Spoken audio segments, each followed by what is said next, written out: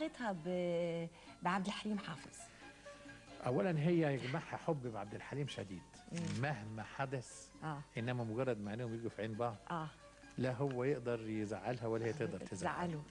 واقول لك من اكتر الناس اللي حزنوا على عبد الحليم على رحيله ورده. طبعا ورده حزنت وقفلت عليها البيت ايام كتيره جدا لانها لم تتصور غياب عبد الحليم بهذه السرعه ولا بهذا الشكل.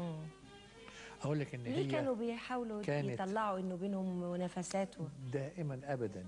ياما اتقال على منيره المهديه والمظ وعبد الحمولي، دائما ابدا كان في مصر في قطبين ودائما القطبين دول يحظوا بالاهتمام فيطلعوا شائعات. بعدين الفتره دي كان فيها مطربات كتير والمطربات كانوا يعني ورده جت يعني عملت هزه في الساحه طبعا خلت انه في مطربات كتيره ما بقوش موجودين بالقوه اللي كانت قبل ما تيجي. كانوا موجودين طبعا بيها. فطبعا كان لازم يقولوا ولازم يتقال انه في مشاكل بينها وبين عبد الحليم وهكذا. لا ما انا كنتش بشوف ده خالص. طب وبليغ حمدي هل كان قاصر يعني فنانه ورده على الحانه بس فتره ما كان عايش؟ يعني اقول لك انه ما حصلش ده لان ورده ما منعتش ده ما طلبتش ده.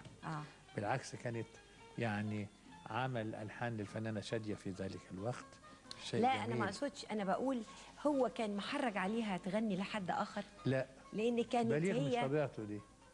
بليغ. وبعدين اصلك خدي بالك ان ورده مش من النوع اللي ممكن يطلب منها بليغ حاجه حتى وهو جوزها وتقول له وتبقى مطيعه. ورده تعلم جيدا مسؤوليتها في الفن ومسؤوليه تلوين الاغاني بتاعتها انها تبقى ازاي. بس قعدت فتره كبيره يا استاذ وجدي ما تغنيش بس غير الاستاذ بليغ، لان كان بليغ حاله من الوهج والحب كان بينهما، عمل حاله غنى جميله وناجحه. صحيح. وبالتالي يعني حتى لما جه كمال الطويلي لحن لها والاستاذ الموجي لحنوا لها نتيجه الحاله الوهج دي.